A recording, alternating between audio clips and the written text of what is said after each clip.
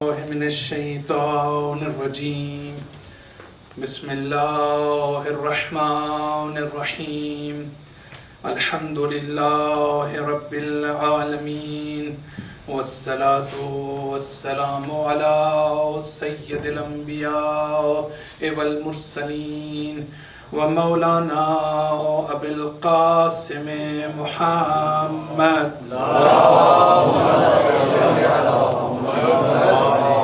ثم الصلاة والسلام على أهل بيته الطيبين الطاهرين المعصومين أما بعد فقد قال الحكيم في كتابه المجيد وفرقانه الحميد بسم الله الرحمن الرحيم قل ربي أدخلني مدخل صدق وأخرجني مخرج صدق واجعل لي من لدنك سلطانا نصيرا صلوات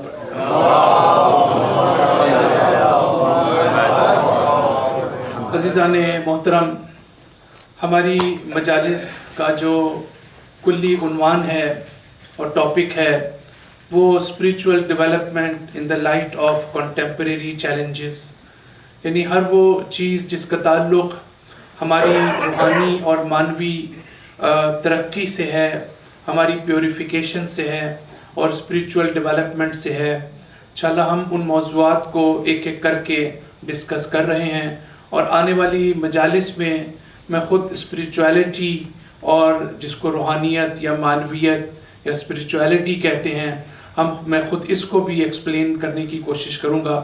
بہرحال کل کی گفتگو میں ہم نے جس بہت ہی اہم ایشو کو ڈسکس کیا، اور آج بھی مجھے اسی کو پایہ تکمیل تک پہنچانا ہے، کہ ہم نے بات کی تھی امانت کی اور صداقت کی۔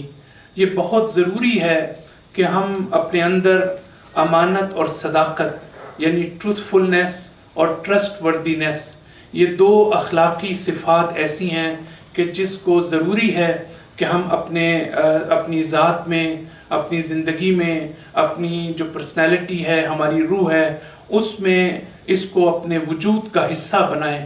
اس لیے کہ جو بہت شدید ڈیفیشنسی جس کو ہم کہہ سکتے ہیں، یا ہماری کمیونٹیز کے اندر جو کمی پائی جاتی ہے، اس میں یہ والا جو پہلو ہے کہ ہم کتنے امانت دار ہیں اور کتنے صادق ہیں اور امین ہیں، اس کی نہ ہونے کی وجہ سے بہت سی اخلاقی مشکلات جو ہیں وہ ہماری کمیونٹی میں موجود ہیں۔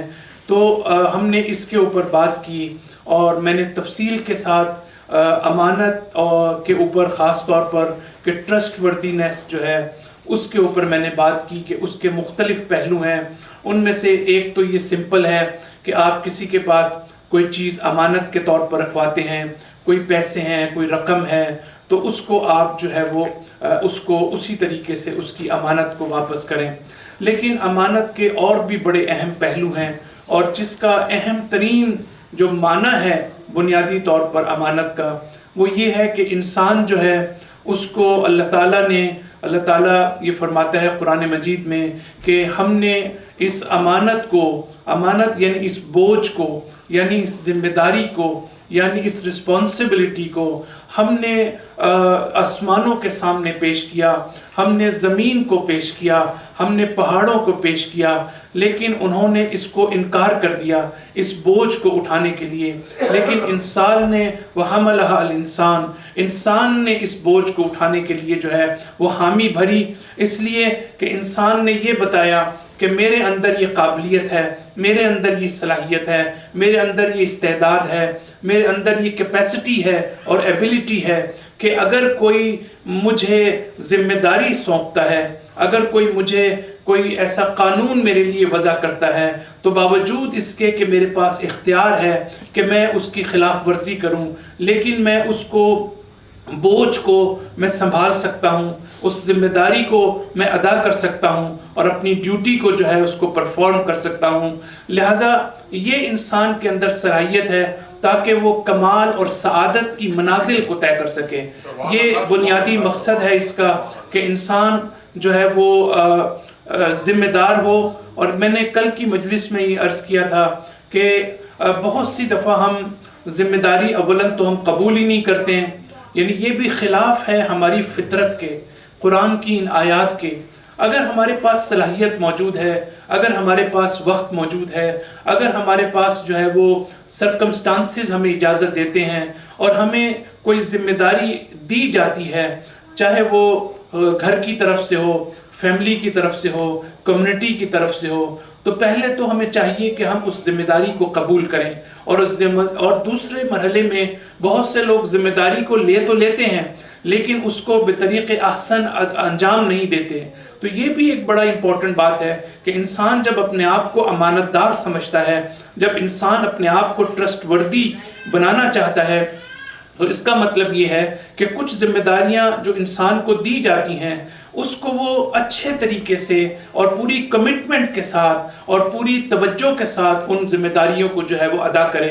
خاص طور پر جو فیملی ایشوز ہیں اس میں آپ دیکھیں کہ جو مرد ہے اس کی اپنی ذمہ داریاں ہیں، جو عورت ہے، جو خاتون ہے گھر کی، اس کی اپنی ذمہ داریاں ہیں۔ لہٰذا بہت سی جگہ پر ہم یہ دیکھتے ہیں کہ جب فیملی میں یہ بیلنس جو ہے وہ قائم نہیں رہتا اور ہر ایک اپنی حدود کو نہیں پہچانتا، اپنی ذمہ داریوں کو نہیں پہچانتا اور اپنی ذمہ داریوں کو ادا نہیں کرتا، تو اس کے نتیجے میں جو ہے وہ بہت سی جو ہے وہ تنازعات پیدا ہوتے ہیں اور پھر طلاق تک نوبت آ جاتی ہے۔ تو یہ جو ٹرسٹ وردی ہونے کا مسئلہ ہے، امانت داری کا مسئلہ ہے، یہ بہت ہی اس کے اندر ڈیپتھ ہے، بہت ہی زیادہ اس کے اندر جو ہے وہ امپورٹنس ہے۔ اسی لیے ہم کربلا کے میدان میں، اگر ہم کربلا میں امام حسین علیہ السلام کی ہم کامیابی دیکھتے ہیں، امام حسین علیہ السلام کی عظمت دیکھتے ہیں، اس کربلا کے واقعے کو ہم قیامت تک کے لیے اس نے اپنی بقا کی ضمانت خود فراہم کی ہے، تو اس کی وجہ یہ ہے کہ اس پورے واقعے کے اندر مختلف قسم کے کردار ہمیں نظر آتے ہیں، مختلف قسم کے رول ہمیں نظر آتے ہیں۔ اس واقعے کے اندر عورت کا اپنا کردار ہے، مرد کا اپنا کردار ہے، بچے کا اپنا کردار ہے، سفید کا اپنا ہے اور کالے اور سیاہ کا اپنا کردار ہے۔ اور ہم یہ دیکھتے ہیں کہ کربلا کے واقعے کا جو نورانی رخ ہے کہ جس کی وجہ سے یہ عالم انسانیت کے لیے ایک پیغام بن گیا ہے، اس کی ایک وجہ یہ ہے کہ ہر ایک نے اپنا رول بہترین طریقے سے ادا کیا ہے۔ صلوات پڑھ دیجئے مرتبہ۔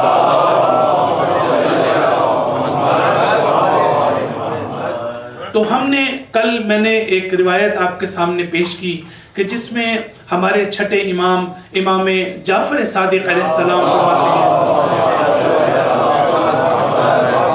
ہیں، دو طرح سے آپ کی یہ روایت نقل ہوئی ہے اور علماء نے بکثرت اس روایت کو جو ہے وہ، چونکہ یہ اوتھینٹک ہے اور موثق ہے اور اس میں بڑا گہرا پیغام پایا جاتا ہے، علماء نے اس کو بہت زیادہ نقل کیا ہے۔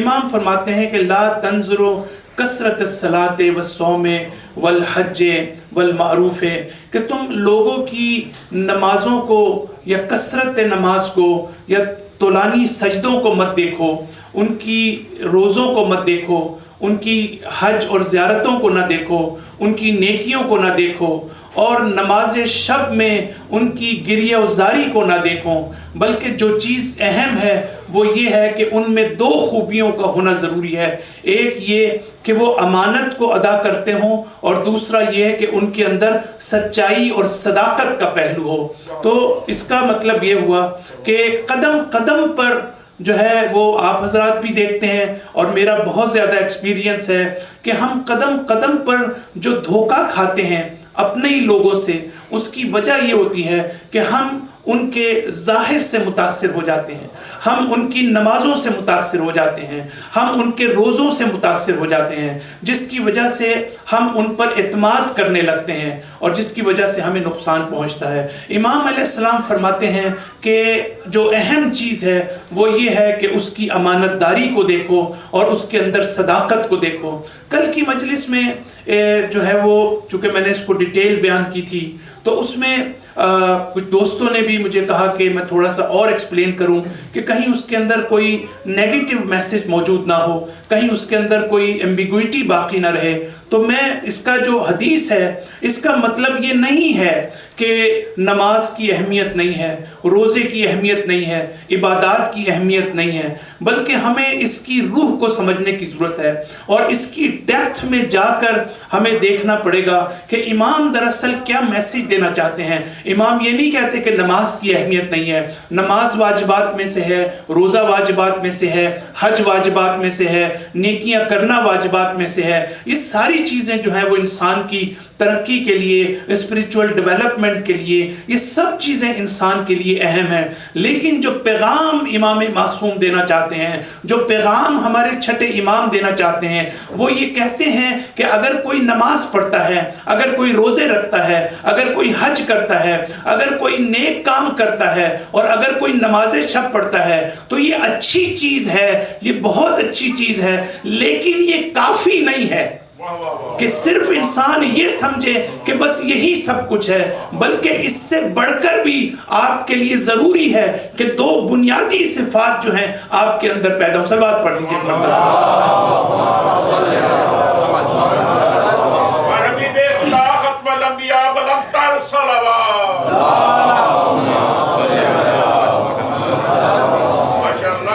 تو پہلی چیز جو آج کے ہم درس میں یہاں پر آج کی مجلس میں جو میسیج ہم کل کی مجلس سے حاصل کرنا چاہتے ہیں وہ یہ کہ ہمیں جو ہے وہ جو بلائنڈ ہماری اٹیچمنٹ ہے، جو ہمارا اندھا اعتماد ہے کسی کے اوپر، اس کو ہمیں اس سے نجات پانے کی ضرورت ہے، اس میں ہمیں بڑے غور و فکر کی ضرورت ہے۔ اور امام علیہ السلام آگے کہتے ہیں کہ کیوں، وجہ کیا ہے، اس کا فلسفہ کیا ہے، اس کا حکمت کیا ہے۔ ایک بات جو میں یہاں پر اس میں ایڈ کرنا چاہتا ہوں وہ یہ کہ جب بھی قرآن مجید میں احکام بیان ہوتے ہیں، جب بھی اس میں کمانڈمنٹس آف اللہ سبحانہ وتعالیٰ ان کی طرف اشارہ کیا جاتا ہے تو اس کے دو پہلو ہوتے ہیں۔ ایک تو خود اس حکم کی بات ہوتی ہے کہ انسان کے لیے ضروری ہے کہ یہ حکم خدا ہے، یہ اللہ کی کمانڈمنٹ ہے، یہ لا ہے اللہ تعالیٰ کی طرف سے دیا گیا، تو ہمیں اس کو ادا کرنا ہے، اپنی ذمہ داری کو، اس قانون پر ہم کو عمل کرنا ہے۔ لیکن قرآن مجید میں قوانین اور احکام جو بیان کیے گئے ہیں اس کے ساتھ ساتھ اللہ تعالیٰ نے قدم قدم پر ان کی فلسفی بھی بیان کی ہے، اس کے پیچھے جو فلسفہ موجود ہے اس کو بھی بیان کیا ہے، اس کے پیچھے جو حکمت موجود ہے، اس کے پیچھے جو وزڈم موجود ہے اس کی طرف بھی اللہ تعالیٰ نے اشارہ کیا ہے۔ اس کا مطلب یہ ہے کہ ہم جب عبادات کو انجام دیتے ہیں تو عبادات کو انجام دینے کے لیے ان کی حکمت پر نظر رکھنا بہت ضروری ہے، ان کے فلسفے پر نظر رکھنا بہت ضروری ہے، کس وجہ سے اللہ تعالیٰ نے وہ کون سی مصلحتیں تھیں، وہ کون سے انٹرسٹ تھے، وہ کون سے نقصان دہ چیزیں تھیں جس کی وجہ سے کوئی چیز حرام کی گئی، وہ کون سے فائدے تھے جس کی وجہ سے یہ چیز حلال کی گئی یا واجب کی گئی، اور پھر اس سے کیا ایکسپیکٹیشن ہے اور اس کا فائدہ کیا ہے، ہمارے اوپر اس کا اثر جو ہے وہ کیا ہوگا۔ تو پھر امام فرماتے ہیں کہ یہ نماز روزہ آپ کے لیے عادت بھی بن سکتی ہے، لہٰذا یہ عادت جب بن جاتی ہے تو عادت کے اندر مسئلہ یہ ہوتا ہے کہ عادت میں آپ جس چیز کی بھی انسان کو عادت ہو جائے، جس چیز کی بھی انسان کو ایڈکشن ہو جائے، اس عادت میں انسان کی عقل و فکر کام نہیں کرتی، وہاں پر انسان کا ارادہ اور ول پاور جو ہے وہ انسان کی کام نہیں کرتی۔ لہٰذا اگر کسی عمل کی ورتھ ہے، اگر کسی عمل کی ویلیو ہے اللہ کے سامنے تو وہ اس لیے ہے کہ اس میں ہمارا ارادہ شامل ہوتا ہے، اس میں ہمارا اختیار شامل ہوتا ہے، اس میں ہمارا انتخاب شامل ہوتا ہے، اس میں ہماری علم و آگاہی شامل ہوتی ہے، چونکہ ہمیں معلوم ہوتا ہے کہ اگر ہم نماز پڑھ رہے ہیں تو کیوں پڑھ رہے ہیں، روزہ رکھ رہے ہیں تو کیوں رکھ رہے ہیں، اور اگر ہم اپنے اعتقادات کی بات کرتے ہیں، اگر ہم اللہ پر ایمان لاتے ہیں، نبوت پر لاتے ہیں، امامت و ولایت پر لاتے ہیں اور قیامت کے اوپر ہمارا ایمان ہے، تو پھر وہ اس وقت اس کی ویلیو ہے کہ جس وقت وہ صرف تقلیدی عقائد نہ ہوں بلکہ خود ہم غور و فکر کے نتیجے میں ان کی حقانیت تک پہنچنے کے قابل ہو سکیں۔ صلوات پڑھ دیجئے ایک مرتبہ۔ ایک بڑی خوبصورت چیز میں آپ کی طرف اشارہ کرنا چاہتا ہوں، یہ جو امانت اور صداقت ہے امانت کی ڈیفینیشن کی صداقت کے بارے میں آج میں بتاؤں گا. یہ دو ایسی چیزیں ہیں کہ جس میں آپ تھوڑا سا غور کریں، اس میں آپ کو عادت نہیں کبھی پڑ سکتی. بہت سی چیزیں ایسی ہیں کہ جس میں آپ کو عادت پڑ جاتی ہیں، آپ ہیبیچول ہو جاتے ہیں. نماز ہے، آپ فوراً ذرا سا اپنے ایویلویٹ کرنے کی کوشش کریں. آپ کہیں گے ہاں نماز جو ہے وہ انسان غور و فکر کے ساتھ بھی پڑھ سکتا ہے، اور عادت بھی انسان کی بن سکتی ہے. اور عادت ایسی کہ امام علیہ السلام فرماتے ہیں کہ انسان اگر چھوڑے تو پریشان ہو جاتا ہے، انسان اس کو چھوڑ نہیں سکتا، اس حد تک عادت بن جاتی ہے. لیکن آپ نے کبھی دیکھا کہ کوئی شخص جو ہے، اگر ہم صداقت کی بات کریں، اگر کوئی شخص جھوٹ بولتا ہے تو توجہ کیجئے گا، جو شخص جھوٹ بولتا ہے آپ فوراً کہہ سکتے ہیں کہ اس کو جھوٹ بولنے کی عادت ہو گئی ہے. لیکن کبھی آپ نے کہا کہ کسی کے بارے میں اس کو سچ بولنے کی عادت ہو گئی؟ ہم نے کبھی آج تک کسی کے بارے میں نہیں کہتے کہ اس کو سچ بولنے کی عادت ہو گئی، لیکن جھوٹ بولنے کی عادت جو ہے ہم ہمیشہ کہتے ہیں. تو اس کا مطلب یہ ہے کہ سچ بولنے کا تعلق عادت سے نہیں ہے. اس کا مطلب یہ ہے کہ امانت داری کا تعلق جو ہے وہ عادت سے نہیں ہے. تو جو ابہام میں خاص طور پر جس کو دور کرنا چاہتا تھا وہ یہی ہے کہ امانت و صداقت جو ہے اس کو اور عادت کو اپنی زندگی میں، عبادات کو، صرف عبادات کا مسئلہ نہیں ہے، ہر وہ چیز جس میں ہمیں ایڈکشن ہو جاتی ہے، ہمیں چاہیے یہ جو ایڈکشن کا مسئلہ ہے، جو عادی بننے کا، کسی چیز کی عادت جو ہمیں ہو جاتی ہے، اس کا لیے بہت ضروری ہے کہ پہلے تو ہمارے پاس اویئرنیس موجود ہو. جو ہمارے نوجوان ہیں، جو ہمارے بچے ہیں، ان کے لیے خاص طور پر یہ مسئلہ اہم ہے.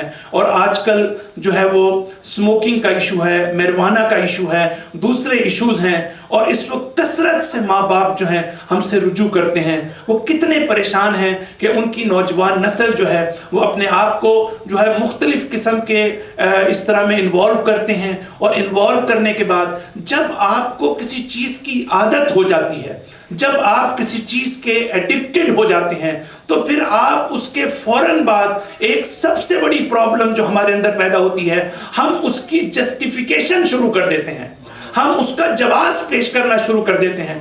کتنے نوجوان ہیں، کتنی میری نشستیں ہوئی ہیں، کتنے ٹیلی فون پر میری بات ہوئی ہے، وہ لوگ جو ایڈکٹڈ ہو چکے ہیں وہ ہمیشہ اس کے فائدے گنوانے کی کوشش کرتے ہیں. ہمیشہ یہ کہتے ہیں کہ یہ تو بڑی پازیٹیو چیز ہے، اس کا جو ہے وہ انسان کو سکون ملتا ہے، پیس آف مائنڈ ملتا ہے. لیکن اس کے جو حقیقی نیگیٹو اثرات ہیں اس کو جو ہے ہم اگنور کرنے کی کوشش کرتے ہیں. تو عادت کو بنانے سے پہلے اگر ہمارے پاس اویئرنیس ہو کسی چیز کے اچھے اور برے ہونے کے بارے میں، چونکہ جو لوگ کسی کام کو شروع کرتے ہیں تو انہیں اس کی نیچر کا نہیں پتا ہوتا، ان کو اس کے اچھے اور برے ہونے کا نہیں پتا ہوتا، ان کو اثرات کا نہیں پتا ہوتا، تو معرفت میں کمی کی وجہ سے، اور پھر یہ کہ جب آپ کسی چیز کے عادی ہو جاتے ہیں تو پھر اس کو چھڑانا بہت مشکل ہوتا ہے. اس کا بہترین طریقہ یہ ہے کہ انسان جس وقت پہلی مرتبہ کسی غلط کام کی عادت ڈالنے لگتا ہے تو پھر اس کو وہاں پر اپنے آپ کو روکنے کی کوشش کرنی چاہیے. صلوات پڑھ دیجئے ایک مرتبہ. قرآن مجید میں جو ہے وہ نماز کی جب بات ہوتی ہے تو نماز میں دو پہلو ہیں، ایک اخلاقی پہلو ہے، ایک فقہی پہلو ہے. یعنی اللہ تعالیٰ فرماتا ہے ان الصلاۃ تنہی عن الفحشاء والمنکر، کہ نماز اس لیے واجب کی گئی ہے تاکہ ہمیں برائیوں سے روک سکے. تو اب آپ دیکھیں کہ یہ جو ہم بات کرتے ہیں کہ کبھی انسان کو نماز کی عادت ہو جاتی ہے، نماز نہ پڑھے تو پریشان ہو جاتا ہے. تو اس کی وجہ یہ ہے کہ ہم نماز پڑھتے ہیں لیکن نماز کا اثر نہیں ہوتا، یعنی ہمیں برائیوں سے نہیں روکتی. ہم نماز پڑھتے ہیں، روزہ رکھتے ہیں، اللہ تعالیٰ کہتا ہے کہ یا ایھا الذین آمنوا کتب علیکم الصیام کما کتب علی الذین من قبلکم لعلکم تتقون. یہ متقی آپ کو کرتی ہے، تقوی عطا کرتا ہے روزہ آپ کو. روزہ ہم رکھتے ہیں لیکن ہمارے اندر تقوی پیدا نہیں ہوتا، ہم جو ہے رائٹیس نہیں بنتے. تو اس کی وجہ یہ ہے کہ اس کا جو مورل اور ایتھیکل اور اسپریچول جو ایسپیکٹ ہے ہم اس کے اوپر توجہ نہیں کرتے. ضروری ہے کہ ہم جو کام بھی کریں، حتیٰ اگر ہم عزاداری کرتے ہیں، اگر ہم مجالس میں آتے ہیں، تو یہ ضروری ہے کہ ہمیں اس کا فلسفہ پتا ہو. یہ ضروری ہے کہ ہم یہ ذہن میں اس بات کو لائیں کہ اگر ہم کوئی کام کر رہے ہیں، اگر ہم کوئی عبادت انجام دے رہے ہیں تو اس کا میری ذات سے کیا تعلق ہے. جب تک ہم اس چیز کو توجہ نہیں دیں گے کہ اور اسپریچویلٹی میں یہ بہت امپورٹنٹ بات ہے کہ ایک وہ شخص کہ جو روحانی ہے، جو مانوی ہے، جو اسپریچول ہے، اس کی سب سے بڑی خوبی یہ ہے کہ وہ زندگی میں کوئی کام ایسا نہیں کرتا مگر یہ کہ پہلے وہ اپنے آپ سے پوچھتا ہے کہ یہ کام جو میں کر رہا ہوں اس کا مجھ سے کیا رابطہ ہے اور میری اس سلسلے میں کیا ذمہ داری بنتی ہے. سب بات پڑھ دیجیے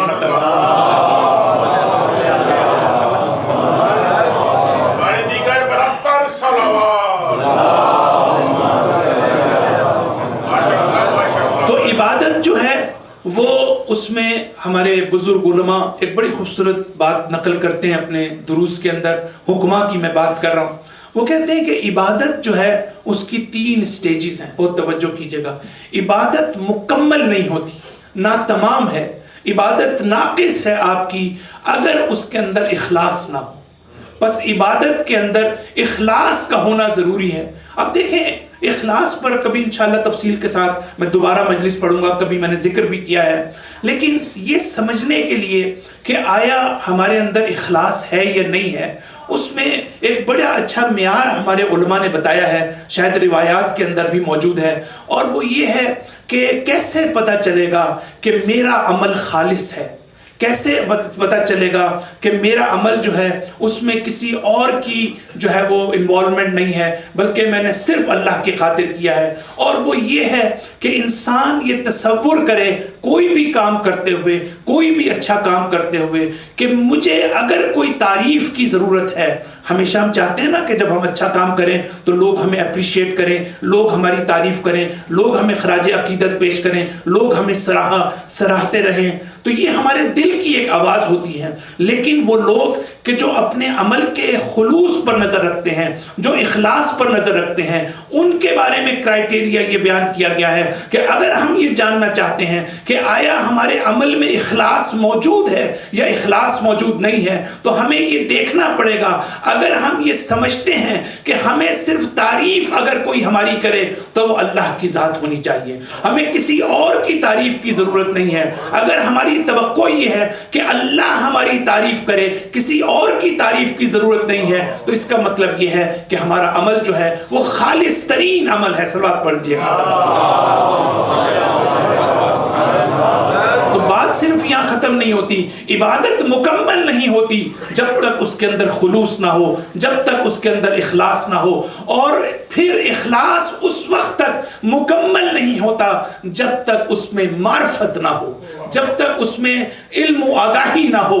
آپ نماز پڑھتے رہیں، آپ عبادت کرتے رہیں، آپ کے سامنے ایسے گروپس آپ کے سامنے ہیں کہ جو نمازیں میرے اور آپ سے زیادہ پڑھتے ہیں، روزے مجھ سے اور آپ سے زیادہ رکھتے ہیں، لیکن ان میں معرفت نہ ہونے کی وجہ سے وہ اسلام کے نام پر معصوم بچوں کا بھی قتل کرتے ہیں. ان کو اس سے کوئی فرق نہیں پڑتا. تو فوراً سوال ہوتا ہے کہ یہ تو اپنے آپ کو مسلمان سمجھتے ہیں، یہ قرآن کی آیات کی تلاوت کرتے ہیں، یہ قرآن کی قرآت کرتے ہیں، یہ نماز اور روزہ اور حج زکوٰۃ کرتے ہیں، لیکن کیا وجہ ہے کہ یہ اسلام کو مس یوز کرتے ہیں، پوری دنیا میں اسلام کے غلط امپریشن کو پیش کرتے ہیں، پوری دنیا میں اسلام کے غلط رخ کو پیش کرتے ہیں. اس کی وجہ کیا ہے؟ ان کی عبادت میں کوئی کمی نہیں ہے، شاید ان میں اخلاص بھی موجود ہو، لیکن جس چیز کی کمی ہے وہ عقل کی کمی ہے، جس چیز کی کمی ہے وہ معرفت کی کمی ہے. جب ہمارے پاس معرفت نہیں ہوگی، جب ہمارے پاس علم نہیں ہوگا، جب ہمارا عقیدہ علمی بنیادوں پر استوار نہیں ہوگا تو اس کے نتیجے میں ہماری عبادتیں بھی خراب ہو جائیں گی. صلوات پڑھ دیجئے ایک مرتبہ. آپ شیطان کی عبادت کو دیکھ لیں کہ شیطان سب سے بڑی مثال یہی ہے کہ جتنی شیطان نے عبادت کی، میں اور آپ اس عبادت کا تصور بھی نہیں کر سکتے کہ ہم تصور بھی کر سکیں کہ کوئی اتنی عبادت کر سکتا ہے. لیکن یہ مجھے بتائیے کیا شیطان کی عبادت نے اس کے اندر جو سب سے بڑی برائی تھی اور پرابلم تھی، جس نے اس ابلیس کو شیطان بنایا، وہ حسد تھا اور تکبر اور غرور تھا. یہ تکبر اور غرور اس کی نماز نے اس کا حل نہیں بتایا. اس کی نماز نے اس کو تکبر اور اس سے نجات نہیں دلائی. اس کی کیا وجہ ہے؟ اس سے پہلے کہ میں اس کی طرف آؤں، قرآن مجید میں اللہ تعالیٰ ایک مقام پر فرماتا ہے کہ انی عالم غیب السماوات والارض، کہ میں آسمانوں اور زمین کے غیب کو جانتا ہوں، وَأَعْلَمُ مَا تُبْدُونَ وَمَا كُنْتُمْ تَكْتَمُونَ۔ اب عجیب آیت ہے کہ یہ شیطان کو گویا خطاب کیا گیا ہے کہ میں غیب، زمین اور آسمانوں کے غیب کو جانتا ہوں، اور میں یہ بھی جانتا ہوں، عام طور سے اس کا ترجمہ ٹھیک نہیں کیا جاتا، میں اس کا ایگزیکٹ ترجمہ کر رہا ہوں، میں یہ بھی جانتا ہوں خطاب سارے ملائکہ سے ہے لیکن اصل میں خطاب ابلیس سے ہے، میں یہ بھی جانتا ہوں کہ تم کس چیز کو ظاہر کرتے رہے ہو، اور میں یہ بھی جانتا ہوں کہ تم کس چیز کو چھپاتے چلے آئے ہو۔ تو اس کا مطلب یہ ہے کہ شیطان جب عبادت کرتا تھا تو اس وقت بھی اس کے اندر غرور تھا، اس وقت بھی اس کے اندر تکبر تھا، لیکن وہ مسلسل 6000 سال تک اس تکبر کو چھپاتا چلا آیا، اس حسد کو چھپاتا چلا آیا، لیکن اس کی عبادت اس کے لیے کوئی کام نہ آئی، نہ اس کی وجہ سے اس کا تکبر دور ہوا، نہ اس کی وجہ سے اس کا حسد دور ہوا۔ لیکن جب امتحان کی منزل سے اس کو گزارا گیا تو اس کی اندر کی ماہیت جو ہے وہ کھل کر سامنے آ گئی۔ صلوات پڑھ دیجیے ایک مرتبہ۔ اور اس کی ایک وجہ ہے، اور اس کی وجہ یہ ہے کہ دیکھیں ہر چیز کا ایک حساب کتاب ہوتا ہے، آپ ہر چیز سے ایک خاص ایکسپیکٹیشنز ہوتی ہیں، آپ کسی سے اس سے بڑھ کر ایکسپیکٹیشن جو ہے وہ نہیں کر سکتے۔ ہر خطیب بھی آپ کے پاس جو آتا ہے، ہر مجلس پڑھنے والا بھی ہوتا ہے، ہر ایک کی اپنی ایک کیپیسٹی ہوتی ہے، ہر ایک کی اپنی ایک اپروچ ہوتی ہے، لیکن ہمارے ساتھ یہ ہوتا رہتا ہے کہ لوگ جو ہیں وہ آپ سے بعض ایسی چیزیں ایکسپیکٹ کرتے ہیں کہ جو آپ نہیں کر سکتے لوگوں کے لیے، جو دوسروں کی مثالیں ان کے سامنے موجود ہوتی ہیں۔ تو یہ بڑا امپورٹنٹ مسئلہ ہے کہ ہم جو ایکسپیکٹیشنز اپنی قائم کرتے ہیں وہ ریئلسٹک بیسس کے اوپر ہونی چاہیے، وہ حقیقی بنیادوں پر ہونی چاہیے، یہ فیک قسم کی ایکسپیکٹیشنز جو ہیں وہ ہمارے نہیں ہونی چاہیے۔ تو جب ہم نماز پڑھتے ہیں تو نماز سے ہماری ایکسپیکٹیشن کیا ہونی چاہیے، اور نماز کی تاثیر کیا ہوتی ہے۔ جب ہم زیارت پہ جاتے ہیں، جب ہم امام حسین علیہ السلام کا روزہ ہو، یا ہم ایران جاتے ہیں امام رضا علیہ السلام کے روزے پہ جاتے ہیں، یا ہم مدینہ اور مکہ جاتے ہیں، تو زیارتیں جو ہیں ان سے ہمیں کیا مل سکتا ہے، اس سے ہماری کیا ایکسپیکٹیشنز ہو سکتی ہیں،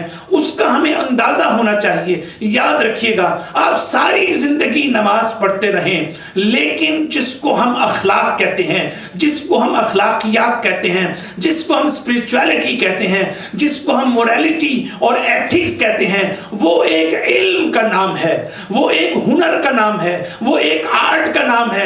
کبھی مجھے دنیا میں کسی ایسے شخص کو بتا دیں جو کہے کہ میں تو نماز شب بھی پڑھتا ہوں، میں نے کبھی زندگی میں نماز قضا نہیں کی، لیکن اس کے نتیجے میں فلاں ہنر میں نے سیکھ لیا، اس کے نتیجے میں فلاں آرٹ میں نے سیکھ لیا، اس کے نتیجے میں آج مجھے بیچلر کرنے کی ضرورت نہیں، مجھے ماسٹر کرنے کی ضرورت نہیں۔ کیوں؟ اس لیے کہ ہر چیز کو سیکھنے کا ایک راستہ ہے، آپ جب تک اس راستے کو طے نہیں کریں گے دوسری چیز آپ کی مدد نہیں کرے گی۔ جس کو ہم اخلاق کہتے ہیں، جس کو ہم صداقت کہتے ہیں، جس کو ہم امانت کہتے ہیں، یہ وہ اخلاقی اصول ہیں جو ایک ہنر کا نام ہے، ایک آرٹ کا نام ہے، ایک علم کا نام ہے، اور علم کو جا کر سیکھنے کی ضرورت ہے۔ سبات پڑھ دیجیے ایک مرتبہ۔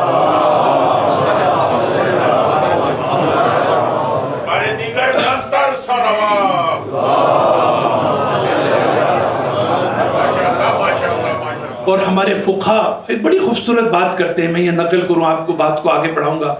وہ یہ کہتے ہیں کہ جب آپ نماز پڑھتے ہیں تو آپ مستحب نماز بھی پڑھتے ہیں واجب کے ساتھ ساتھ، اس کے جو بھی نفل ہیں یا مستحب نمازیں ہیں، وہ کہتے ہیں کہ کبھی کبھی آپ کو چاہیے کہ جان بوجھ کر مستحب نماز نہ پڑھیں۔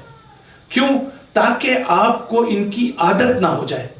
یہ عادت اتنی خطرناک ہے کہ واجبات کے سلسلے میں ہم یہ بات نہیں کر سکتے، واجب تو آپ نے انجام دینا ہے، چاہے وہ آپ کو عادت ہو یا نہ ہو، اس کے ایک منیمم لیول ہے جو آپ کو ادا کرنا ہے۔ لیکن مستحبات کے بارے میں یہ ہے کہ آپ کو چاہیے کہ کبھی آپ جان بوجھ کر مستحب ادا نہ کریں۔ کیوں؟ تاکہ آپ کو اس کی عادت نہ پڑ جائے، کیونکہ مستحب نمازیں اس کی ایک اہمیت ہوتی ہے۔ کبھی کبھی ہمارے پاس فقہا یہ لکھتے ہیں کہ مستحب کا ثواب واجب سے زیادہ ہوتا ہے۔ کیوں مستحب کا ثواب واجب سے زیادہ ہوتا ہے؟ اس لیے کہ واجب کبھی کبھی آپ اس لیے انجام دیتے ہیں کہ آپ اس کو انجام دینے پر مجبور ہوتے ہیں، آپ کے پاس کوئی اور راستہ نہیں ہوتا. لیکن مستحب نماز آپ جب پڑھتے ہیں تو اس سے آپ کی معرفت کا اندازہ ہوتا ہے، اس سے آپ کے خلوص کا اندازہ ہوتا ہے، اس سے آپ کے تقوی کا اندازہ ہوتا ہے. یہاں پر آپ کے پاس اختیار موجود ہے، یہاں پر آپ کے پاس انتخاب موجود ہے. آپ چاہیں تو نہ پڑھیں، لیکن جب آپ اس کا انتخاب کرتے ہیں تو اسی لیے مستحب نمازوں کا یا مستحب اعمال کا کبھی ثواب واجبات سے زیادہ ہوتا ہے. صلوات پڑھ دیجئے ایک مرتبہ. مجھے یاد ہے آیت اللہ مکارم شرازی سے کسی نے ایک بڑا اہم سوال کیا. دیکھیں کبھی کبھی ہم اپنے عمل سے ایک بدعت کو جو ہے وہ رائج کر دیتے ہیں. بدعت کا تعلق یہ ہے ادخالو ما فی الدین ما لیس فی الدین، کسی چیز کو دین میں داخل کرنا جبکہ وہ دین میں نہ ہو.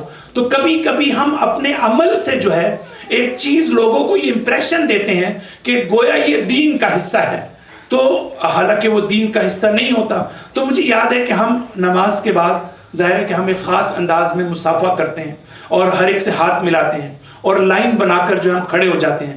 تو لوگ یہ سمجھتے ہیں کہ شاید یہ دین کا حصہ ہے، شاید یہ نماز کا حصہ ہے، شاید یہ کوئی مستحبات میں شامل ہے. اسی لیے آیت اللہ مکارم شرازی فرماتے ہیں کہ کبھی کبھی مسجدوں میں ہمیں یہ نہیں کرنا چاہیے، کبھی اور ہمیشہ ہمیں اس عمل کو انجام نہیں دینا چاہیے، کبھی کبھی چھوڑ بھی دینا چاہیے تاکہ ہم اس عادت سے باہر نکل سکیں. صلوات پڑھ دیجئے.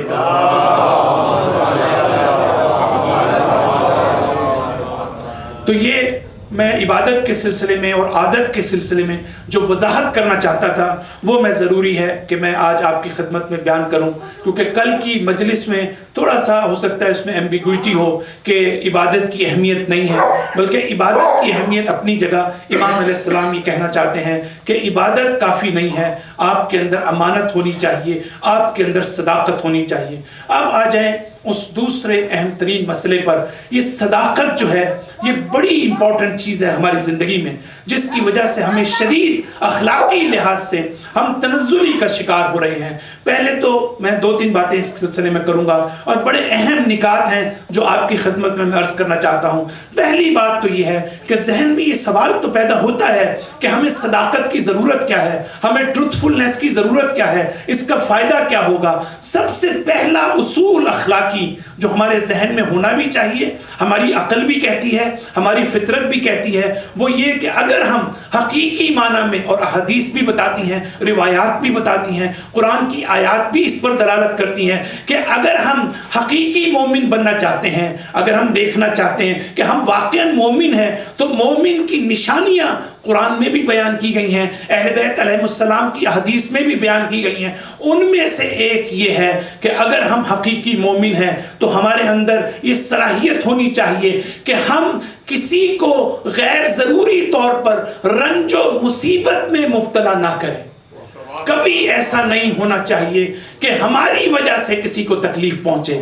یہ میں نے غیر ضروری اور ضروری کیا کہا کہ کبھی ہماری وجہ سے کسی کو رنج، کسی کو تکلیف پہنچ سکتی ہے، لیکن وہ پوزیٹیو ہو سکتی ہے، وہ کنسٹرکٹیو ہو سکتی ہے. ایک ڈاکٹر جو ہے جب وہ یہ کہتا ہے کہ مریض کی سرجری کی ضرورت ہے تو آپ کو پتہ ہے کہ سرجری میں اس میں تکلیف بھی ہے، دکھ بھی ہے، اور ڈاکٹر کسی کو تکلیف پہنچا رہا ہے، لیکن یہ تکلیف غیر ضروری نہیں ہے بلکہ یہ خود مریض کے فائدے میں یہ والی تکلیف ہے. لیکن جس چیز کا تعلق اخلاق سے ہے، جس چیز کا تعلق اسپرچویلٹی سے ہے، وہ یہ ہے کہ ہم اپنی زندگی میں اس بات کو مد نظر رکھیں کہ ہم سے کسی کو تکلیف نہ پہنچے، ہم سے کسی کو درد و رنج میں کسی کو ہم مبتلا نہ کریں. لیکن یہ کیسے ہو سکتا ہے؟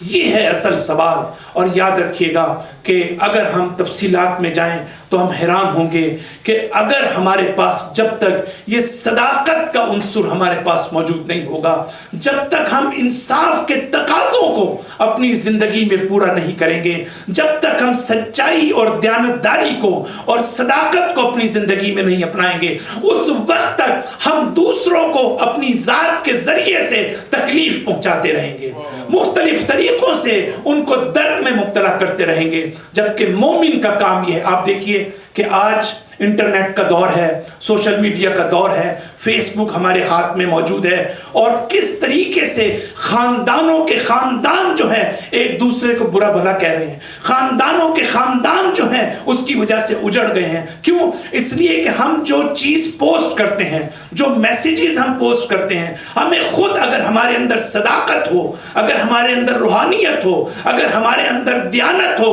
تو ہم جب بھی کوئی میسیج لکھیں گے تو ہم یہ سوچ کر لکھیں گے کہیں ہمارے میسیج کی وجہ سے کسی کی دل آزاری تو نہیں ہو رہی، کہیں ہمارے میسیج کی وجہ سے ہم کسی کے اسرار کو فاش تو نہیں کر رہے، کہیں ہمارے میسیجز کی وجہ سے ہم دوسرے کو بے عزت تو نہیں کر رہے۔ لیکن آپ یہ دیکھیے کہ ایک زمانہ تھا جب انٹرنیٹ نہیں تھا، سوشل میڈیا نہیں تھا، ہمارے اندر برائیاں موجود تھیں لیکن ہمارے پاس وہ پلیٹ فارم موجود نہیں تھا کہ ہم اپنی ماہیت کو آشکار کر سکیں، اپنی برائیوں کو آشکار سکیں، اپنے برے اخلاق کو آشکار کر سکیں۔ لیکن آپ دیکھیں کہ جب ہمارے پاس طاقت آئی، یہ انٹرنیٹ ایک طاقت ہے، یہ علم ایک طاقت ہے، سوشل میڈیا ایک طاقت ہے، جب ہمارے پاس طاقت آئی اور جب ہم ایکسرسائز کرنے کے قابل ہوئے تو ہمیں جب پلیٹ فارم دیا گیا، جب ہمیں امتحان سے گزارا گیا، جب ہمیں آزمائش سے گزارا گیا، تب ہم نے فیس بک کو منفی طریقے سے استعمال کرنا شروع کر دیا۔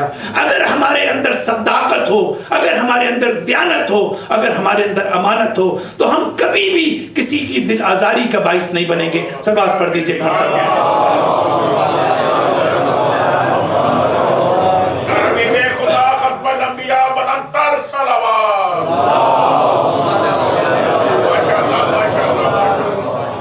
جہاں ہم دیکھتے ہیں بہت ضروری ہے ہمارے لیے جاننا کہ ہم نے اتنی صداقت کی بات کی، ہم کہتے ہیں جی ایک چیز ہمیں معلوم ہے کہ ہم یہی سمجھتے ہیں کہ ہمیں سچ بولنا چاہیے۔ صداقت اور سچ بولنا، ان دونوں میں سچ بولنا صداقت کا ایک پہلو ہے، لیکن خود ٹروتھفلنس کو سمجھنا بہت ضروری ہے۔ میری خواہش ہے اور میری چاہتا ہوں کہ آج کی اس مجلس میں ہم اس مسئلے کو بڑی گہرائی سے سمجھنے کی کوشش کریں کہ یہ ٹروتھفلنس ہوتی کیا چیز ہے، یہ صداقت ہوتی کیا چیز ہے۔ جب تک ہمیں اس کا پتہ نہیں چلے گا ہم اس کو اپنا نہیں سکتے، ہم اپنی زندگی میں اس اصول کو کلٹیویٹ نہیں کر سکتے، اس کو ڈیولپ نہیں کر سکتے۔ دیکھیں، آپ انسان ہونے کی حیثیت سے اللہ تعالیٰ نے ہمارے انسان بنایا ہے، ہماری زندگی کے یا ہمارے وجود کے 5 رخ ہے، 5 ڈیمنشن جو ہیں وہ ہماری ہیں۔ میں اب آپ کے سامنے یہ ساری ڈائمنشن رکھنا چاہتا ہوں اور پھر ہم یہ دیکھیں گے کہ صداقت سے کیا مراد ہے۔ اس کے علاوہ کوئی چھٹا رخ نہیں ہے ہماری ذات کا، ہماری ذات کے 5 رخ ہیں۔ پہلا رخ کیا ہے کہ ہمیں اللہ تعالیٰ نے عقل دی ہے، ہمیں اللہ تعالیٰ نے معرفت کی صلاحیت دی ہے، تو اس کا مطلب ہے کہ ہماری زندگی کا ایک رخ، ہماری ذات کا ایک رخ کیا ہے کہ وہ اس کا تعلق ہماری عقل سے ہے، ہماری فکر سے ہے، ہمارے عقیدے سے ہے، ہماری تھنکنگ ایبیلٹی سے ہے، ہمارے غور و فکر کرنے کی صلاحیت سے ہے۔ تو اس سے تو ہمیں انکار نہیں ہے، بس ایک رخ ہماری زندگی کا یہ ہوا کہ ہم سوچ سکتے ہیں، ہم خیال کر سکتے ہیں، ہم تفکر کر سکتے ہیں، ہم غور و فکر کر سکتے ہیں۔ تو یہ تو ایک رخ ہو گیا۔ تو دوسرا رخ کیا ہے ہماری ذات کا؟ دوسرا اس سے بالکل مختلف ہے، ان کا تعلق احساسات سے ہے، ان کا تعلق جذبات سے ہے، ان کا تعلق سینٹیمنٹ سے ہے، ان کا تعلق ایموشن سے ہے۔ اس کا مطلب ہے ہماری زندگی میں جو دوسرا رخ ہے اس کا تعلق کس چیز سے ہے؟ ہمارے جذبات سے ہے، ہمارے احساسات سے ہے۔ اگر ہمارے پاس، یاد رکھیے گا، اگر ہمارے پاس احساسات نہ ہوں، اگر ہمارے پاس فیلنگز نہ ہوں، اگر ہمارے پاس ایموشنز نہ ہوں، تو ہم کبھی بھی کسی سے محبت نہیں کر سکتے۔ اگر ہم کسی سے محبت کرتے ہیں تو وہ عقل کی بنیاد پر محبت نہیں کرتے، بلکہ وہ فیلنگز کی بنیاد پر محبت کرتے ہیں، وہ ہم احساسات کی بنیاد پر محبت کرتے ہیں۔ اگر ہم کسی سے نفرت کرتے ہیں تو اس کی وجہ بھی ہماری اپنی احساسات ہیں، ہمارے جذبات ہیں۔ اگر ہم خوشی کا اظہار کرتے ہیں تو وہ بھی احساسات کی وجہ سے ہے، اگر ہم غمی کا احساس کرتے ہیں تو وہ بھی فیلنگز کی وجہ سے ہے، اگر ہم کسی چیز پر امید رکھتے ہیں تو اس کا تعلق بھی ہمارے جذبات سے ہے. اگر ہم کسی چیز سے نا امید ہوتے ہیں تو اس کا تعلق بھی ہمارے جذبات سے ہے. میں وضاحت اس لیے کر رہا ہوں تاکہ ہم صداقت کو سمجھ سکیں. تو دوسرا پہلو ہماری ذات میں کیا ہوا, اس کا تعلق فیلنگ سے ہے, ایموشن سے ہے اور جذبات سے ہے. لیکن ہماری ذات میں ایک تیسرا پہلو بھی ہے. یہ جو پہلے 3 رخ ہیں, پہلی 3 ڈیمینشنز جو ہیں, اس کا تعلق جو ہے ہماری انٹرنل ورلڈ سے ہے. یاد رکھیے گا ان تینوں چیزوں کے بارے میں کسی تیسرے آدمی کو, کسی دوسرے آدمی کو اس کا پتہ نہیں چل سکتا.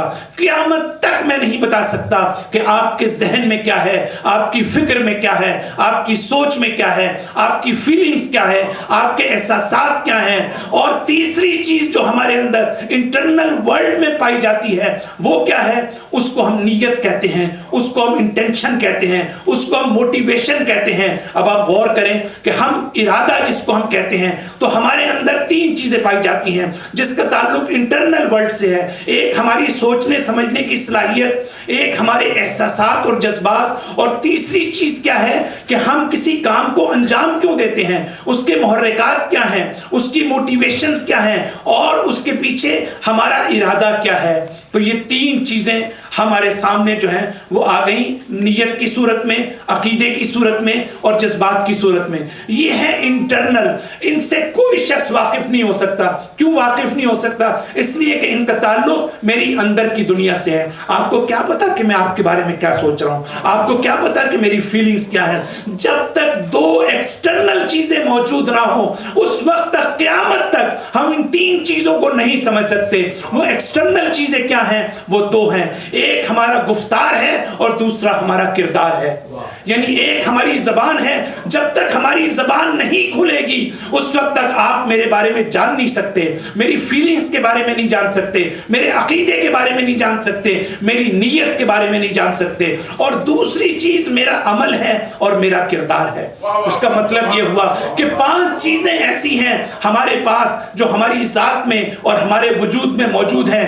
اب صداقت کس کو کہتے ہیں؟ صداقت اس کو کہتے ہیں کہ ہمارے اندر اگر عقیدہ ہے, اگر ہمارے اندر احساسات ہے, اگر ہمارے اندر نیت ہے, اگر ہمارے اندر کردار ہے, اگر ہمارے اندر گفتار ہے, تو ان 5 مقامات پر ایک ہارمنی کا ہونا ضروری ہے, ایک ہم آہنگری کا ہونا ضروری ہے, ایک وحدت کا ہونا ضروری ہے. اگر ہمارا عقیدہ ہمارے احساسات سے ٹکرا جائے, اگر ہمارا عقیدہ ہماری نیت سے ٹکرا جائے, اگر ہمارا عقیدہ ہمارے عمل سے ٹکرا جائے, تو اس کا مطلب یہ ہے کہ ہمارے اندر صداقت موجود نہیں ہے. صلوات پڑھ دیجئے ایک مرتبہ.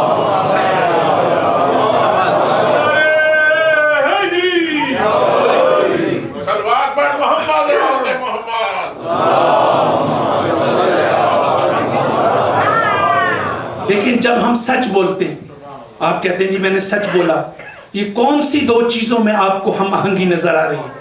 سچ بولنے کا مطلب یہ ہے کہ آپ کے عقیدے اور آپ کی زبان میں ہم آہنگی. جب آپ جھوٹ بولتے ہیں تو اس کا کیا مطلب ہے کہ آپ کے عقیدے اور آپ کی زبان میں ہم آہنگی نہیں ہے. تو یہ ایک مثال ہوگی آپ کو. دوسری یہ کہ جب انسان ریاکاری کرتا ہے, جب انسان ہپوکریسی جو ہے وہ اس کے اندر ہوتی ہے, تو وہ اس کا ظاہر اور باطن مختلف ہوتا ہے. تو یہاں پر بھی صداقت موجود نہیں ہے. لیکن یہاں کون سی چیزیں کنٹراڈکٹ کر رہی ہیں, کن چیزوں میں کنفلکشن پائی جاتی ہے؟ وہ کیا ہے کہ ریاکاری کا مطلب یہ ہے کہ میری نیت میں اور میرے کردار میں کنٹراڈکشن ہے. میری نیت میں اور میری وحدت میں ہم آہنگی موجود نہیں ہے. نیت میری یہ ہے کہ ظاہر میں نماز پڑھ رہا ہوں, یہ دکھانے کے لیے کہ مجھ سے بڑھ کر نمازی کوئی نہیں ہے. لیکن دل میں یہ ہے کہ میں نماز جو ہے وہ کسی اور شخص کو دکھانے کے لیے پڑھ رہا ہوں. تو اس کا مطلب یہ ہوا کہ نیت کے اندر اور جو ہے وہ بنیادی طور پر کردار میں اختلاف پیدا ہو گیا. اور تیسری مثال میں دینا چاہتا ہوں کہ جہاں پر انسان کے احساسات اور انسان کی زبان میں اختلاف ہوتا ہے. فرض کرتے ہیں کہ میں کسی سے نفرت کرتا ہوں, مجھے ایک شخص پسند نہیں ہے, لیکن اس کی پھر بھی میں تعریف کر رہا ہوں.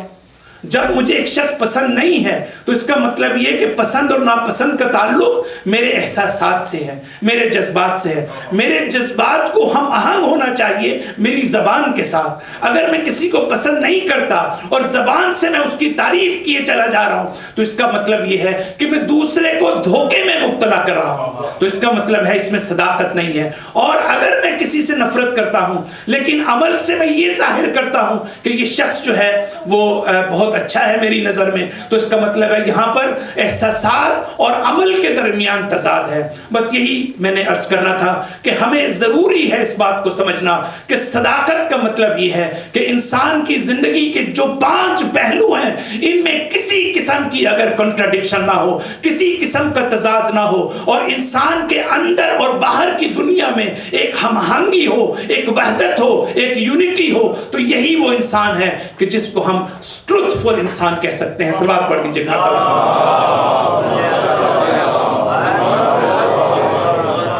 2-3 باتیں میں کر کے اپنی گفتگو کو ختم کرنا چاہتا ہوں۔ دیکھیں، صداقت اس لیے امپورٹنٹ ہے کہ ہماری زندگی میں اگر ہماری فطرت پاک ہو، پاکیزہ ہو، اور ہم صحیح انسانی فطرت پر عمل کریں تو بڑا ہمیں اچھا لگتا ہے کہ لوگ ہم پر اعتماد کریں، لوگ ہم پر اطمینان کریں۔ مجھے سمجھ نہیں آتی جو لوگ فراڈ ہوتے ہیں، جو دھوکے باز ہوتے ہیں، وہ کیا ان کے دل میں یہ خواہش نہیں ہوتی کہ لوگ ان پر اعتماد کریں، لوگ ان کی تعریف کریں، لوگ ان کو اپریشیٹ کریں؟ اصل میں ہوتا کیا ہے؟ اصل میں جب انسان خود اپنی نظر میں گر جاتا ہے، جب اس کا نفس خود اس کے لیے پست ہو جاتا ہے، تو پھر وہ اس کے لیے ڈگنیٹی کی اہمیت نہیں ہوتی، پھر اس کے لیے عزت کی اہمیت نہیں ہوتی، پھر اس کے لیے آنر کی اہمیت نہیں ہوتی۔ اس کو یہ اندازہ نہیں ہوتا کہ لوگ اس کو ڈس آنیسٹ کہتے ہیں، اس کو اندازہ نہیں ہوتا کہ لوگ اس کو خائن کہتے ہیں، اس کو جھوٹا کہتے ہیں۔ اس وہ اتنا مادی مفادات میں اتنا گھر چکا ہوتا ہے کہ اس کو ان چیزوں کا اندازہ نہیں ہوتا۔ اسی لیے جو برے لوگ ہوتے ہیں، جو شر پسند لوگ ہوتے ہیں، دراصل ان کی پرابلم خود ان کے نفس کے اندر ہوتی ہے۔ ان کا نفس، انسان پہلے اپنی نگاہ میں گرتا ہے، پھر دوسرے کی نگاہ میں گرتا ہے۔ سبق پڑھ دیجیے۔ یہ جتنے لوگ دنیا میں شر پسند ہیں، آپ یہ دیکھیے، اگر آپ ان کو ایویلویٹ کرنے کی کوشش کریں اور سائیکولوجیکل انالیسس کریں تو آپ دیکھیں گے کہ یہ خود اپنی نگاہ میں گر چکے ہیں، ان کے اپنے نزدیک ورتھ نہیں ہے۔ کبھی کبھی آپ حیران ہوتے ہیں، بعض لوگ ایسے گناہ کر رہے ہوتے ہیں کہ جس کا میں اور آپ تصور نہیں کر سکتے۔ کیوں؟ اس لیے کہ میرے نزدیک دوسرا عزیز ہو یا نہ ہو، میری ذات عزیز ہے، میرا نفس عزیز ہے، میں خود عزیز ہوں۔ پہلے میں خود اپنی ذات سے محبت کرتا ہوں، پھر میں کسی سے محبت کرتا ہوں۔ پہلے میں اپنی ذات سے نفرت کروں گا، تب کسی دوسرے سے نفرت کروں گا، تب کسی کو نقصان پہنچاؤں گا۔ تو اس کا مطلب یہ ہوا کہ میں خود یہ پوائنٹس بنا رہا تھا کہ مختلف احادیث سے، روایت سے، کہ کتنا اچھا ہے کہ انسان کے اندر یہ ہو کہ دوسرے اس پر اعتماد کریں۔ کتنی خوشی محسوس ہوتی ہے، کتنی اسپریچول ہیپینس ہوتی ہے اگر انسان کے اندر ہو۔ لیکن کیا وجہ ہے کہ ہمارے اندر یہ ایک بات، دوسری بات یہ کہ اگر ہم سچ بولیں گے، اگر ہمارے اندر صداقت ہوگی تو صداقت کے نتیجے میں ہمارے اندر سیلف اسٹیم پیدا ہوگی، ہمارے اندر خود اعتمادی پیدا ہوگی۔ یہ جو ہمارے نوجوان یا ہمارے اندر خود اعتمادی نہیں ہے، اس کی وجہ یہ ہے کہ ہم جھوٹ پر بیس کرتے ہیں۔ جب انسان جھوٹ بولتا ہے تو اس کو خوف بھی ہوتا ہے، اس کو خدشہ بھی ہوتا ہے، اس کا دل اندر سے لرزتا بھی ہے، اس کی چوری پکڑی بھی جا سکتی ہے، اس کا جھوٹ پکڑا بھی جا سکتا ہے۔ اس کے نتیجے میں وہ خود اعتمادی کہ جو سیلف ریسپیکٹ اور سیلف ریلائنس جو ہے وہ اس کے اندر اگر نہیں ہوگی تو پھر وہ کیا وجہ ہے؟ اس کی وجہ یہ ہے کہ اس کے اندر صداقت کا پہلو نہیں ہوتا۔ اور بڑی خوبصورت روایت ہے جو میں آپ کے سامنے نقل کرنا چاہتا ہوں۔ اس روایت کے الفاظ میں عربی میں اس لیے پڑھنا چاہتا ہوں تاکہ میں اس کا صحیح ترجمہ کر سکوں۔ امام علیہ السلام فرماتے ہیں اس روایت میں، الکذاب والمیت سواء۔ ترجمے پر غور کیجئے گا، وہ شخص جو کذاب ہے، وہ شخص جو جھوٹا ہے، وہ شخص جو صادق اور امین نہیں ہے، والکذاب والمیت، اور مردہ شخص جو مر چکا ہے، ان دونوں میں کوئی فرق نہیں۔ جو جھوٹا ہے اور جو مر چکا ہے ان دونوں میں کوئی فرق نہیں. کیوں؟ فَإِنَّ فَضِيلَةَ الْحَيِّ عَلَى الْمَيِّتِ الثِّقَةُ بِهِ. اگر کسی زندہ شخص کی مرنے والے پر کوئی فضیلت ہے تو وہ فضیلت اس لیے ہے کہ اس میں امانت اور صداقت پائی جاتی ہے. اگر اس میں امانت اور صداقت نہ پائی جائے تو مرنے والے اور اس زندہ شخص کے درمیان کوئی فرق نہیں ہے. فَإِذَا لَمْ يُوثَقْ بِكَلَامِهِ فقط جو ہے وہ یہ حدیث کہتی ہے کہ اگر اس میں امانت نہیں ہے، صداقت نہیں ہے، سچائی نہیں ہے تو پھر اس میں اور اس مرے ہوئے شخص کے درمیان کوئی فرق نہیں. صلوات پڑھ دیجئے ایک مرتبہ. تیسرا نقطہ جو صداقت کے ذیل میں بیان کرنا چاہتا ہوں، ایک شجاعت وہ ہے جس کو مادی شجاعت کہتے ہیں. ایک شجاعت وہ ہے کہ جس کو ہم جو ہے وہ اپنی عام الفاظ میں وہ شخص جو بہادر ہے، جو جنگوں میں آگے جاتا ہے، ڈرتا نہیں ہے. لیکن شجاعت کا وہ پہلو جس کا تعلق اسپریچویلٹی سے ہے، وہ آسپیکٹ کہ جو اسپریچول بریوری ہے، جو مانوی شجاعت ہے، وہ شجاعت کس کے پاس ہوتی ہے؟ اس شخص کے پاس ہوتی ہے جو سچ بولتا ہے، جس میں ٹروتھفلنس ہوتی ہے. دیکھیں یہ جھوٹ حدیث کے الفاظ ہیں. جھوٹ وہ شخص ہے کہ جس میں بزدلی پائی جاتی ہے.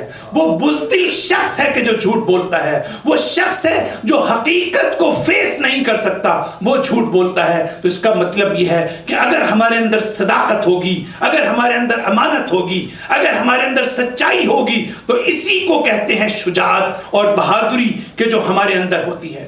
اور پھر جن میں صداقت ہوتی ہے وہ گناہوں سے نجات کیسے پاتے ہیں. یہ روایت کے الفاظ ہیں کہ صداقت کے نتیجے میں آپ گناہوں سے کیسے، اس لیے کہ فرض کرتے ہیں کہ اگر آپ گناہ کرتے ہیں تو آپ کو یہ پتا ہوگا کہ مجھے گناہ کا اعتراف کرنا پڑے گا، اور اگر میں جھوٹا ہوں گا تو میں آرام سے کہہ دوں گا میں نے تو یہ کام نہیں کیا.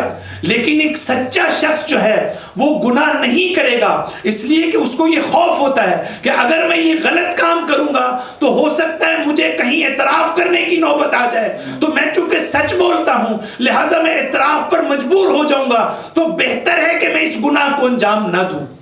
تو یہ ہے اس کا فائدہ سچ بولنے کا. اور پھر آپ یہ دیکھیں بڑا خوبصورت نقطہ ہے جو آپ کی خدمت میں بیان کرنا چاہتا ہوں، اور وہ یہ ہے کہ یہ جتنے تنازعات ہوتے ہیں، جتنے جھگڑے ہوتے ہیں، جتنی لڑائیاں ہوتی ہیں، اس کی وجہ کیا ہے؟ اس کی وجہ یہ ہے کہ کوئی ایک آدمی بھی سچ نہیں بول رہا ہوتا. اگر ایک شخص بیچ میں یہ جو لڑائی جھگڑے ہوتے ہیں اس میں اگر ایک شخص جو سچا انسان ہے، اس کی خوبی کیا ہوتی ہے؟ اس کی خوبی ہے یعترف بالحق قبل ان یشہد علیہ. وہ حق کو، حقیقت کا پہلے ہی اعتراف کر لیتا ہے قبل اس کے کہ دوسرا آ کر اس کو یہ سمجھائے کہ تم غلطی پر ہو. سچ بولنے والا اپنی غلطی کو پہلے ہی تسلیم کر لیتا ہے. اس کا مطلب ہے کہ اگر سچ بولنے والے موجود ہوں تو اس کائنات میں لڑائی نام کی کوئی چیز نظر نہیں آئے گی، جھگڑے نام کی کوئی چیز نظر آئے گی. اس لیے کہ دو افراد اگر دونوں سچے ہوں تو کبھی لڑ نہیں سکتے. اگر ہم لڑتے ہیں تو اس میں یا تو دونوں جھوٹے ہوتے ہیں یا ایک سچا ہو سکتا ہے اور دوسرا جھوٹا. صلوات پڑھ دیجئے ایک مرتبہ.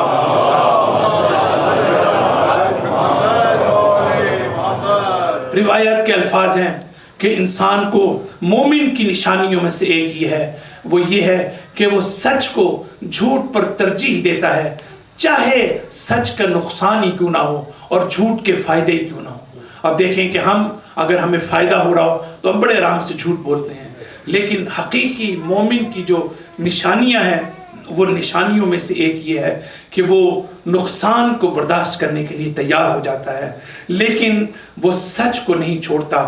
سچ کا دامن جو ہے وہ ہاتھ سے کبھی نہیں چھوڑتا. تو یہ وہ چیزیں تھیں جو میں چاہتا تھا کہ آج کی مجلس میں شیئر کروں. عزیزداران محترم، آج کا دن دوسری محرم الحرام ہے.